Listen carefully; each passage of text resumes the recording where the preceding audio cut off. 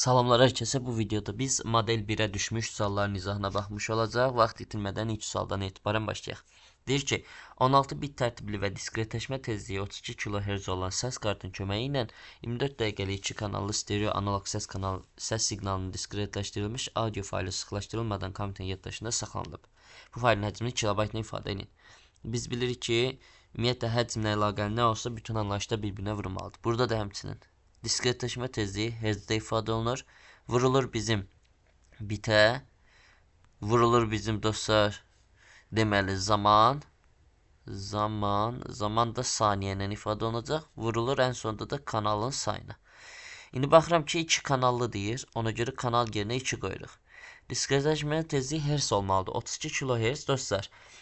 Yadda saxlayın 32 vurulsun 1000 Hz deməkdir. Yəni 32.000 Hz. Elə buraya yazıram 32 vurulsun 1000 Hz. Biti zaten özləri verib 16. Və zaman 24 dəqiqədir, saniyəyə çevirsəm 24 vurulsun 60 saniyə deməkdir. Bu olur bunun bitlə ifadəsi dostlar. Biz isə bunu çevirəcəyik bayta. Bitdən bayta çevirmək üçün təbii ki nə etməliyik? Bölməliyik bunu 8-ə. 8-ə bölsəm 16 ilə 8 getdi qaldı burada 2. Yəni oldu 32 vurulsun 1000 vurulsun. Artıq burada 2 vur, 24 vur, 60-dan da 2 vursam 120. Bu ikisini vurdum bir-birinə. İndi bunu mən çevirmək istəyirəm. Baytdan artıq kilobayta. Bit idi buradakı. Bit oldu. Burada indi bayt. Baytdan da kilobayta çevirəndə 1024-ə bölməliyim. 32 ilə 1024 gerdə aşağıda qaldı 32. 24 32 8-ə bölünür. Aşağıda 4, yuxarıda 3 qaldı. 120-ni də 4-ə böləndə 30 qalır. 30 vur 3, 90 vur 2, 180, bu da 1000. 180.000 kilobayt eləmiş olur dostlar. Cavab kimi deməli birinci cavabı olur C variantı. Keçirik növbəti suala. İnformasiya harda emal olunur? Biz bilirik ki bizim informasiyamız prosesorun register yaddaşında emal olunur.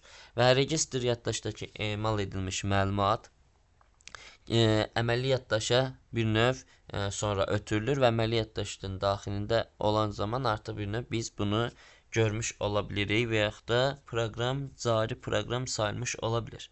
Məsələn, hər hansı bir hərf yazırıqsa o hərfin emal olunması A-da baş verir, register yaddaşda baş verir və RAM-a düşür və RAM-a düşəndən sonra biz A-nı da ekranda görürük. Sadəcə bu proses o qədər sürətli baş verir ki, hiss eləyə bilmirik. Əməli yaddaş, cari yaddaşdır. Daimi yaddaş, adı üzərində daimi yaddaşımız bu növ zavod fabrikdən gələn vacib proqramları, test proqramlarını özündə saxlayan yaddaş qurğusudur. Sərt disk bizim xarici yaddaşdır, çevik disk bizim xarici yaddaş qurğusudur. 3-ə keçdik, uyğunluğu müəyyən edin. Belə eləyək, bütün hamısı görünsün. Dostlar, mikroprosesor, əməliyyatdaş və sərt disk verib. Gəlin variant hərəkət edək. İnformasiyanın uzun müddətli saxlanılması üçün istifadə olunur təbii ki, sərt disk, xarici yaddaş qurğularının tərifidir. Emal olunan verilənlərin və proqramların müvəqqəti saxlanması emal prosesinin idarə olunması üçün istifadə olunur. Təbii ki, tamamilə əməli yaddaşla əlaqəli bir anlayış görmüş oluruq. Ən mürəkkəb riyazi hesablamalar, o cümlədə sürüşkən nöqtəli, sürüşkən nöqtə görən kimi avtomatik bilməli. Əməliyyatlar üçün istifadə olunan blok. Dostlar, riyazi prosesor. Qeyd edək bura.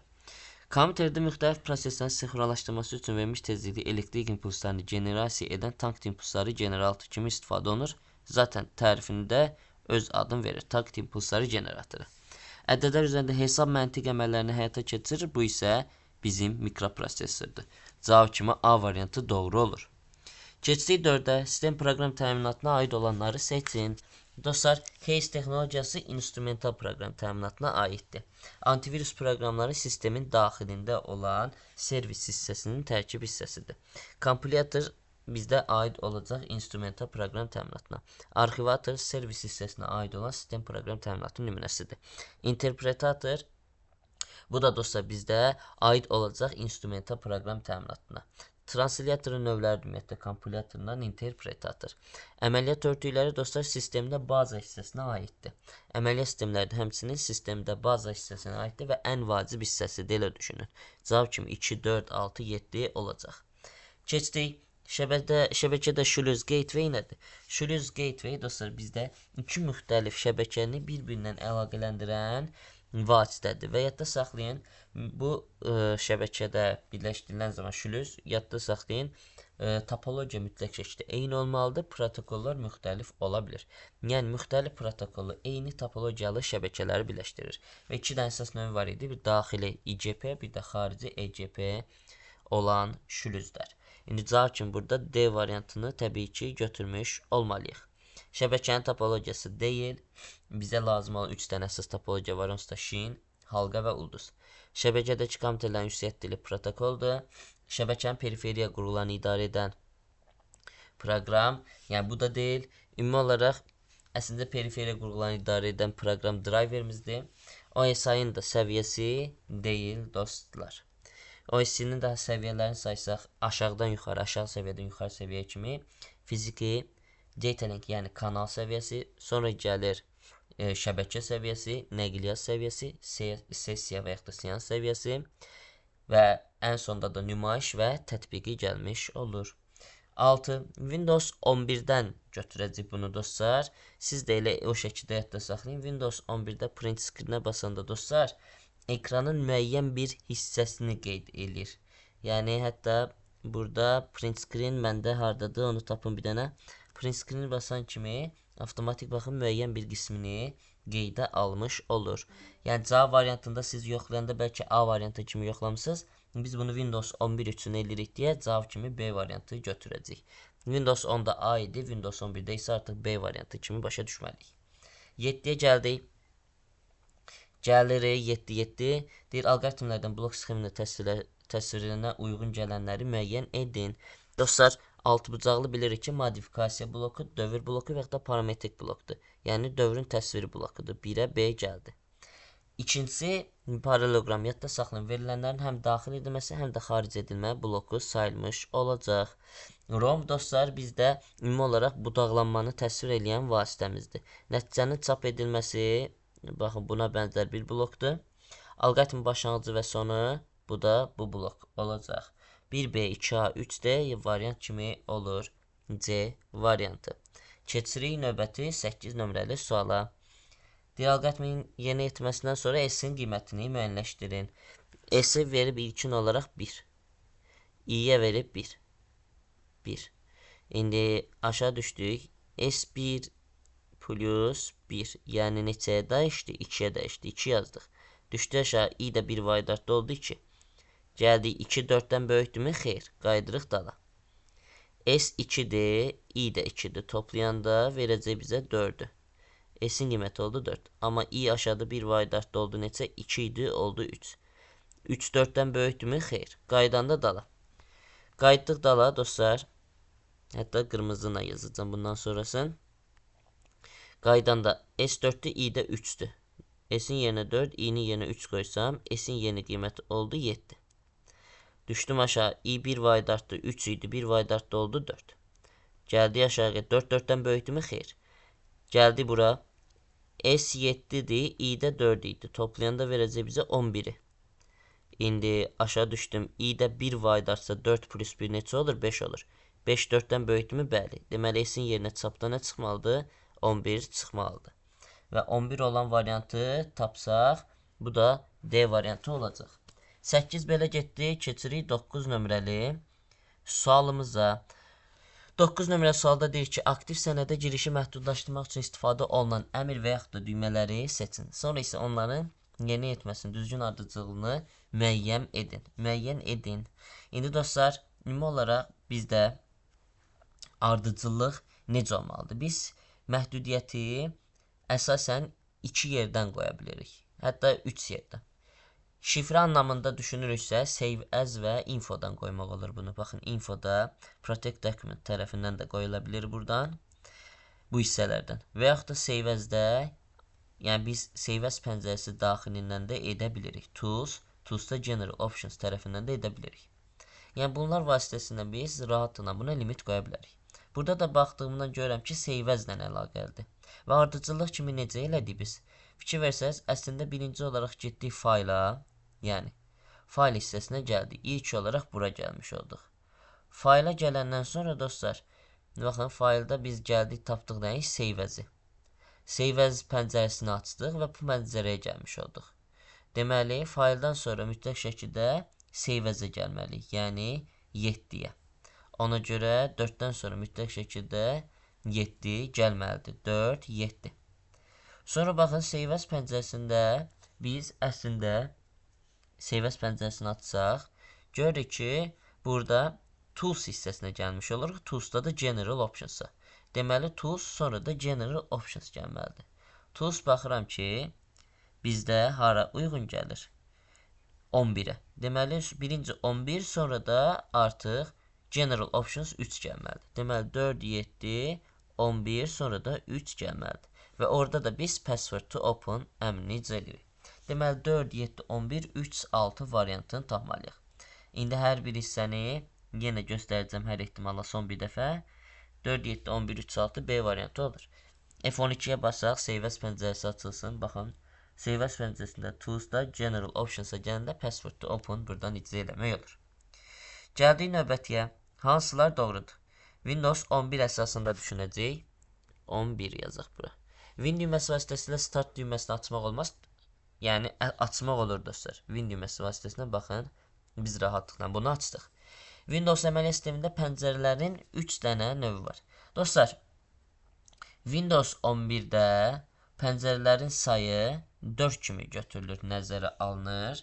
Sadəcə, hər ehtimala Dimin kitabından da bunu yenidən möhkəmləndirmiş olacaq. Dimin kitabında gözləyirik ki, çıxsın. Çünki Windows 10-da bunun sayı 3-ə düşmüşdü. Olmuşdu sistem və proqramı pəncərəsi 1, qovluq pəncərəsi 2, dialoq pəncərəsi 3.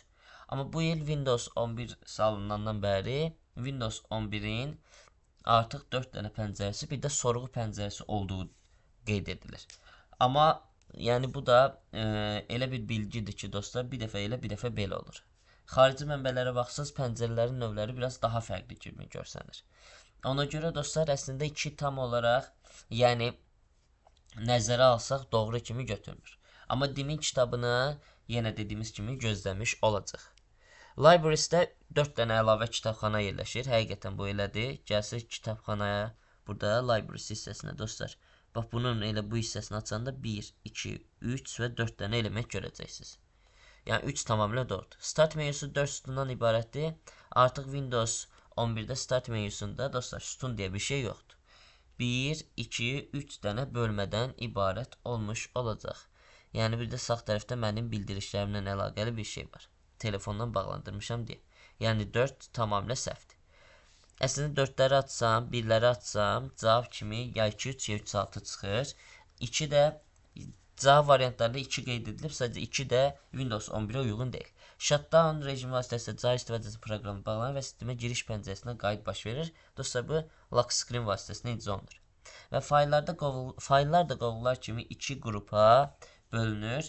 Xeyr dostlar, istifadəçi qovluqları kimi istifadə edilən sənədlər, icra olunan qovluqlar, bir də konfigurasiya, daha doğrusu icra olunan fayllar, konfigurasiya faylları və sənəd faylları 3 dənə yerə bölünür. İstifadəçi və xidməti qovluqlar, dostlar, olur bizdə. Fayllarda elə bir şey yoxdur. Yəni, fayllar 3 dənə hissəyə parçalanır. İcra olunan, konfigurasiya və sənədlər. Yəni, burada cavab kimi əslində konkret desək, 3 dənəsi doğrudur. Windows 10-a görə geçsəydik, D variantı doğru olardı. Gəldik 11-ə. Documents qovluğunda 8 fayl yerləşib.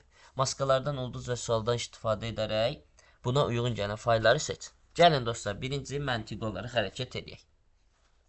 Necə? Məsələn, baxın, A-dan əvvəl bir dənə sual işarəsi qoyub. Biz bilirik ki, ulduzun yerində 0 da ola bilər, yəni simvol olmaya da bilər, 1 dənə də ola bilər, 1-dən də artıq ola bilər. Amma sualın yerinə konkret olaraq bir dənə simvol gəlməlidir.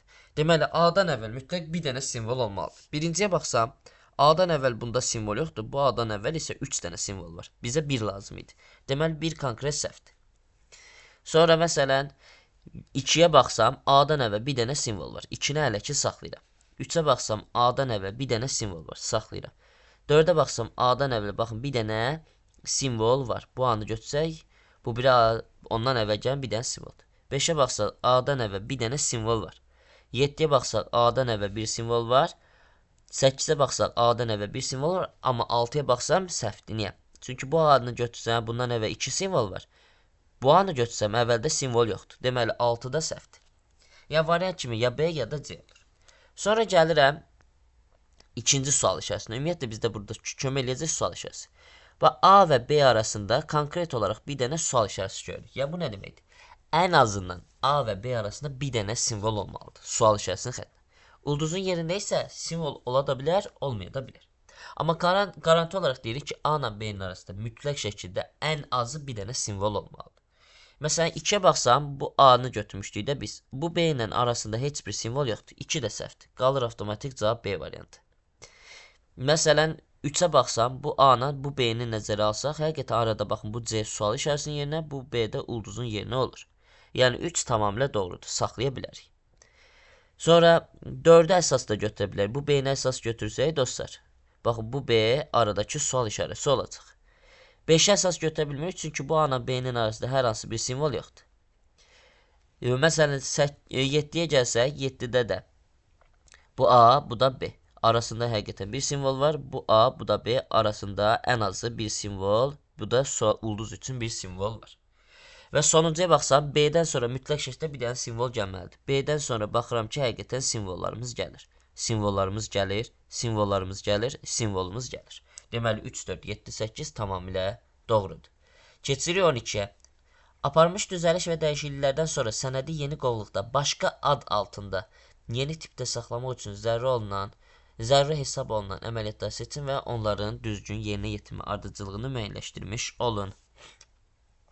İndi dostlar, bizə yenə belə bir maraqlı sual tipi verib, ümumi olaraq variantları filan bu bir tərəfdə axtararıq. Birinci gəlin özümüz müəyyənləşdirmiş olaq.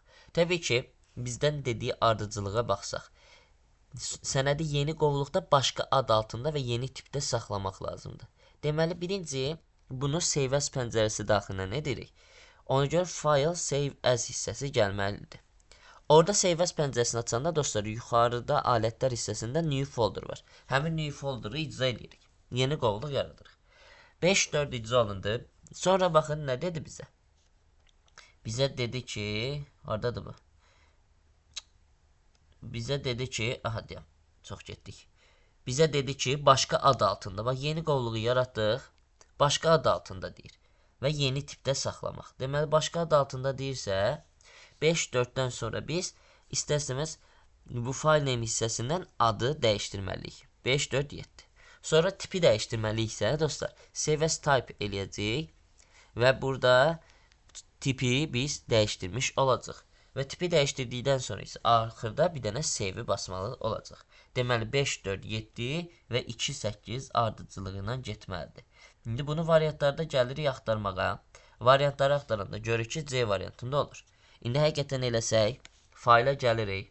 Faylda save as-də, baxın, save as pəncərəsini açanda, burada alətlər hissəsində new folder yaradılır. Burada ad dəyişdirilir, sonra file name-də, burada da tipi dəyişdirmiş oluruq. Bu şəkildə ardıcılığı icra eləmiş olacaq. Gəlirik 13 nömrəli suala. Columns dialog pəncərəsinin açılmasını təmin edən düymə və əmrlər hansı lent tabına daxildir? Baxın, məntiqi olaraq düşünün. Column bizim, baxın, bütün sənədə tətbiq edilən bir hissəsi görürsünüz. Burada vərəq görürsünüz. Baxın, bir sütun, bir də ikinci sütun var. Yəni, vərəqin sanki düzəni ilə əlaqəli bir şey var. Deməli, vərəqin düzəni ilə əlaqəli bir şeydirsə, avtomatik nə olmalıdır elə? Həqiqətən layout olmalıdır. Həqiqətən gəlsək, layout bölməsində, dostlar, page setupda columns əmrini görmüş olacaq. Və həmin pəncərəni açaq, more columns-da eyni bir pəncərəni görmüş olacaq. Deməli, cavab kimi 13 oldu. Bizə A variantı. 14. Home lent tabının editing lent qrupunda fill düymə əmrləri siyahısından down əmrini icra etdikdə sütun üzrə select əmri ilə qeyd olmuş xanalar hansı verilənlərlə doldurur? Yadınızdasa bunu sizə dərsdə də izah edəndə deyirdim ki, down'un görüntüsünə baxın. Down'un görüntüsünə baxanda görürsünüz ki, baxın, belə bir hissə var. Buralar rəngidir, tutur bunu aşağıya sanki dartır. Müəyyən bir fraqmenti seçib, dostlar, fill down əmri icra eləsək, müəyyən bir diapazon seçib, fill down əmrini icra eləsək, həmin diapazonun ən birinci yazısı nədirsə, ən birinci xanasına daxil edilmiş verilənlər nədirsə, elə düşün ki, o verilənlər bunlardır. onu aşağıya, aşağıdakılara doldurmuş olur. Aşağı xanalara doldurur. Yəni yuxarıdan birinci xanaya daxil edilmiş verilənlərlə doldurur. Həqiqətən indi bunu tətbiq eləməyə çalışsaq. Gəlirəm, Excel açıram. Exceldə indi gəlirik bir dənə burada Exceldə kitab yaratdıq. İndi bu vərəqdə başlayaq yazmağa. 4 5 6 4 6 6 4 3 3. Məsələn bax bu diapazonu seçdim. Diapazonu seçəndən sonra fill əmrini və down'u icra etsəm hamısı 4 6 4 olacaq. Yəni ən üst hissədə, ən birinci bu seçilmiş diapazonda ən birinci xanaya nə daxil edibsə, onlarla doldurmuş olacaq hər birini. Baxın hamısı 4 6 4 oldu. Deməli cavab kimi dostlar, biz burada C variantını götürmüş olacaq təbii ki. Keçirik növbəti 15 nömrəli suala. Şəkidə təsvir olunan vəziyyətdə mouse'un sol düyməsini buraxsaq, hansı uyğun gələr? Dostlar, baxın, rahat düşünün. Bu da çətin bir sual deyil. İndi fikir versəz, bizdə şəkildə ikinci slayd seçilib və ikinci slayd seçildikdən sonra sanki götürülür, baxın, bax bu xətt nə deməkdir? Yəni ikinci slaydı götürür, sürüşdürür ora. Bax, bunu sürüşdürür bura. Bura sürüşdürəndə dostlar, yadda saxlayın. Slide 2 yerini bura dəyişmiş olacaq. Slide 2 burada olacaq. Yəni buradan artıq yox olacaq. Yaradıcılıq nə olacaq? Slide 1 gəldi. 2 burada yoxdur, artıq 3 gəlir. Sonra 4 gəlir. Sonra baxın bu hissəyə gəldiyinə görə 2 gəlir. Sonra da 5 və 6 gəlmiş olur. Yəni 1 3 4 2 5 6 ardıcılığını görməliyik. O da variantlarda C-də özünün əksini tapmış olur. İndi baxın, keçirik 16 nömrəli suala, amma ona keçməmişdən əvvəl PowerPoint-də qoy bunu göstərim. Hazır bir dənə elə slayd üzərinə. Say sistemlərinə gəldim. Dostlar, baxın, burada 6 dənə slaydı görürsünüz elə ekranda. 6 slaydı görürsünüz də, düzdür. Bax, ikincini götürürəm, sürüşdürürəm, baxın, fikir versiniz 4-ün altına. Fikir versiniz 1, 3, 4, bu 2, sonra da 5, 6 gəlmiş olacaq. Bu ardıcılıqla gəlir. Keçirik növbəti suala. 16-da deyir ki, göstərilən əmr və düymələr hansı lent tabı və qrupunda yerləşir? Yadınızdasa sizə demişdim ki, bunu necə yadda saxlayın? Bizim new slide-ı siz 2 yerdə görəcəksiniz. Bir home-da, bir də insert-də. Əgər yanında qohum və qardaşı varsa, ailəsi varsa, bilin ki, evdədirlər, evdə otururlar. Yox, əgər tək başınadırsa, Rusiyyətə qaçmış olursa, insert tabında olacaq. Demək, bunun cavabı adı. Yenə PowerPoint-i açaq. PowerPoint açanda burada dostlar home-da fikir versəz, slice lent qrupu daxilində bu 4 dənə əmr, new slide və yanındakı qohum qardaşını görürük. Insert-də isə ən solda tək başına yerləşib. Sonra gəlirik 17 nömrəli suala. Deyir, 2 rəqəmli ədədlərin kvadratları cədvəlini yaratmaq lazımdır. Bunun üçün həmin ədədlərin onluq rəqəmi A2-10 sütununda, təki isə B1 K1 səthində göstərilib. B2 K10 diapazondakı müvafiq xanada 2 rəqəmli ədədlərin kvadratlarını almaq məqsədi ilə B10 xanasına daxil edilmiş kvadratlar düsturu B2 K10 diapazonu digər xanalına köçüb B10 xanasına daxil edilmiş düsturun düzgün variantını seçin. Dostlar, qısacası deyir ki, bizdə bu ədədlərlə, yəni A2-10-a daxil ədədlərlə həmin bu B1 K1-ə daxil olan ədədlər ilə bizim bütün ortadakı bu hissədəki ədədlər əmələ gəlib.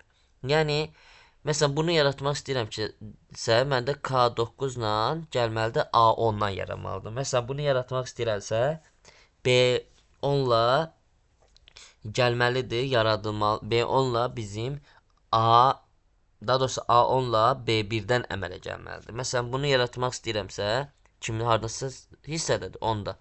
Gəlməlidir A10 və dostlar C1-dən yaranmalıdır. Yəni, bir növ yuxarı sətir və bu sütundan əmələ gəlir bütün ədədlər. Ona görə baxın, heç burada içəridəki ədədlər sizi çaşdırmasın. Bizdə bu sətirdə yaranmalıdır ədədlər hər dəfə növbəti üçə. Deməli, biz elə bir düstur yazmalıyıq ki, bu sətir sabit qalmalıdır. Bunun sütunları dəyişməlidir. Sətrin sabit qalması üçün də bilirik ki, mütləq ünvan istifadə eləməliyik. Mütləq ünvan istifadə eləmək üçün də qabağına nə atırıq? Dollar. Deməli, 1-in qabağında dollar olan variantları saxlayırıq. A-da baxın, 1-in qabağında dollar yoxdur. B-də var. D-də qabağında dollar yoxdur. C-də var, Y-də var. Amma baxın, sütunlar dəyişməlidir. Məsələn, K1 görməliyik biz, H1 görməliyik biz, müvafiq ədədləri almaq üçün, altındakı ədədləri almaq üçün. Amma bizdə B variantında B-nin qabağında dollar var. O deməkdir ki, o dəyişməməlidir. Amma dəyişməlidir ki, baxın, bu ədədi almaq üçün bura müraciət edə bilək. Ona görə B variantı davamilə səhvdir.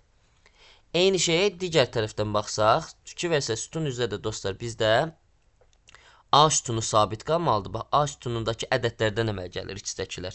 A sütunu sabit qalmalısa A-nın qabağında deməli dollar olmalıdır. Bax, A-nın qabağında dollar görürük C-də, amma Y-də görmürük. Və buradakı ədədlər isə dəyişir də düşdükcə. Dəyişməlidir deyə qabağında dollar olmamalıdır. Onun həqiqətən qabağında dollar yoxdur. Və bu şəkildə əmələ gətirmiş oluruq. Keçdik 18-ə. Verilənə bazasının aşağıdakı strukturuna əsasən beta şirkətinin ambar xərclərini manatla hesablayın. Maraqlı və əslində bir o qədər də rahat suallardan biridir. İndi dostlar, bizdə beta şirkətinin xərclərini istəyir. Baxın, betadır. Bu cədvəlləri bir-birindən əlaqələndirmək üçün dostlar, xarici açardan istifadə edirlər və xarici açar kimi ID-lərdən istifadə edirlər. Baxın, betanın ID-si 239-u biz burada görə bilirik. Harada? ID şirkət hissəsinə gələndə görəm ki, 239 bir burada var, bir də burada var. Və kimlərə aiddir? Kitab və jurnala aiddir. Və kitabın sayı 8 dənədir, jurnalın sayı 12. Bəs qiymət söhbət hardadır? Baxıram ki, qiymət isə aşağıdakı cədvəldədir. İndi biz elə eləməliyik ki, qiymətlə yuxarıdakı cədvəl əlaqələnməlidir. Baxıram ki, aşağıdakı bu iki cədvəlin bir-birinə əlaqələnməsi üçün ortaq olan bu ID-si var. Fikir versəz. Baxın, kitabın ID-si 18-dir, 18-i tapdım. Baxıram ki, dənəsinin qiyməti 12 manat 50 qəpikdir. Və bizdə kitab neçə dənə idi? 8 dənə idi. 8 vurulsun 12.50 verəcək bizə 100 manatı buradan. 100'ü yazdıq bura.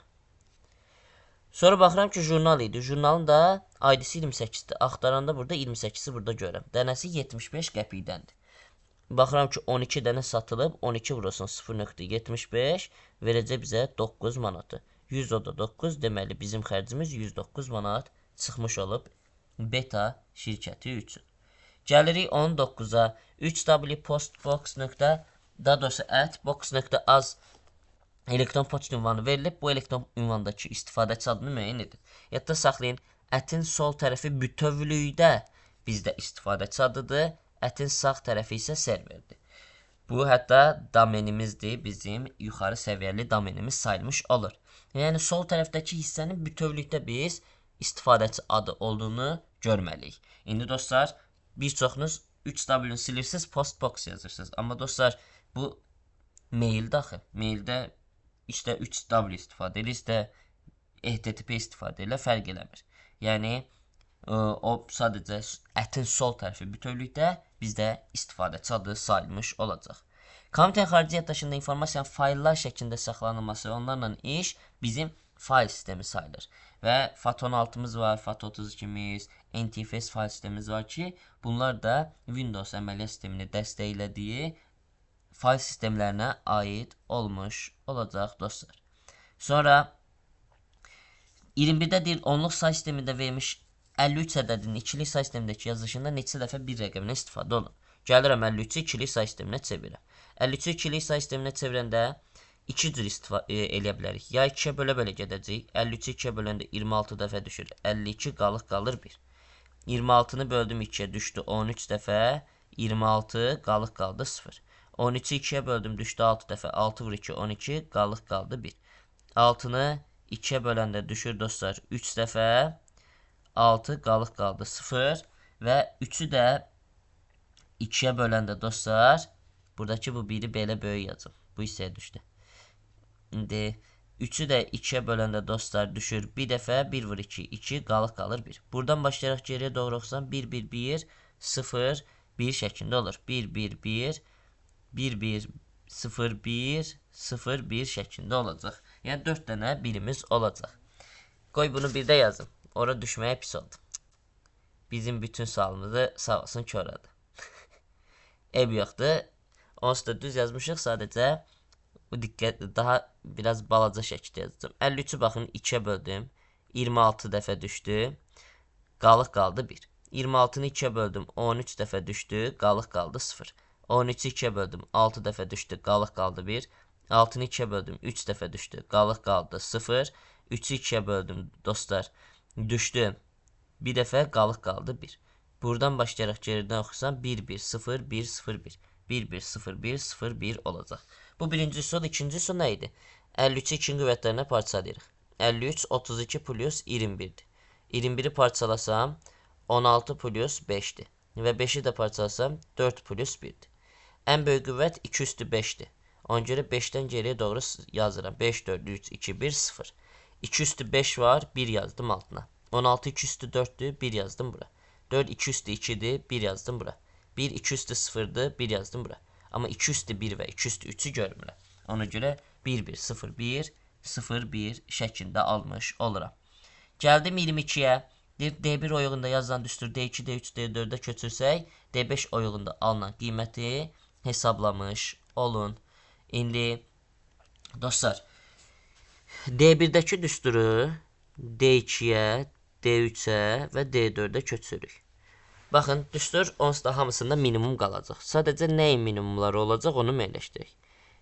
İndi müəyyənləşdirməyə çalışsaq, görürük ki, indi baxın, bizdə sütun dəyişmir dostlar. Sütun eyni qalıb. D sütununda qalıb, D sütununda qalıb. Deməli, hamısında A və C sütunu sabit qalacaq. Amma dəyişən nədir? Baxın, 1, 2 olub, 1 vaid artıb. Deməli, burada bu 1'in qabanda dollar yoxdur deyə 1 vaid artacaq, olacaq 2. Eyni şey buna da aiddir, olacaq C2. D3'ə keçəndə olacaq A3, C3. D4'ə keçəndə də olacaq A4, C4 şəklində. İndi qalıb sadəcə bunları hesablamaq. A1, C1 diapazonundakı minimum ədəd neçədir? 4'dür. Bura oldu 4. A2, C2 diapazonunda baxıram ki 5'dir. A3, C3 diapazonunda görürəm ki 1'dir. Və A4, C4 diapazonunda görürəm 2'dir. İndi sam D1, D4 nə deməkdir? D1, D4 diapazondakı ədədlərin cəmi. 4, 5, 1, 2 toplayanda verir bizə 12 qiymətini. Keçdik 23'ə. Əsas baza şəbəkə topologiyalarını seçin. Bayaq hansısa sualın daxilində bunu dedim mən sizə. Təbii ki, dostlar, əsas baza topologiyamıza aiddir şin topologiyası və yaxud da baz topologiya, aiddir halqavari və aiddir ulduzvari topologiya. Bunları mütləq şəkildə yadda saxlayaq. Keçdik 24 nömrəli suala. Deyir, monitorun əsas parametrlərini göstərmiş olun.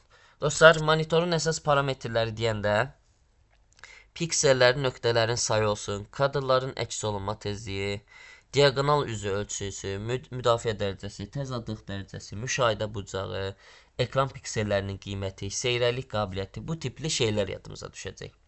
Korpusun material dəsində monitorun parametrlərinə biridir, amma əsas deyil. İşçi gərginlik, tak tezliyi və keş yaddaşın tutumu isə dostlar prosesorun əsas xarakteristikalarıdır. Ona görə dostlar cavab kimi 2, 4, 7 və 8 qalmış olacaq. Və keçirik son olaraq Access 2019'da verilənlərin tipinə aid olanlarını seçin. Dostlar, Access'də bilirik ki 13 plus 1 14 dənə və yaxud da bəzən 13 dənə deyirlər. 14 dənə data tipi var. Bu 14 data tipinin 3'ü əlavə tipdir, 11 dənəsi isə əsasdır. Və bunlardan əsaslardan baxıram ki, long text verilib, simbol ora aiddir. Long text əvvəl memo sayılırdı. 65536 simvol, bəzən də 64000 simvol deyirlər. Ora kimi yaza biləcəyiniz bütün məlumatları saxlamış ola bilir özündə. Və long textdə dostlar olan məlumat sahənin özündə deyil, yəni başqa bir yerdə saxlanmış olur. Hyperlink aiddir, hiperistinadlar, currency, valyuta aiddir. Formula bura aid deyil, datetime aiddir bura. Hətta datetime'in bir də extended versiyası var, digər data tipi kimi. Belə dostlar, ümid edirəm ki, bu model bir sualların izahı sizin üçün aydın oldu. Növbəti videolarda görüşmək ümidi ilə özünüzdən müğayət olun. Allah amanında.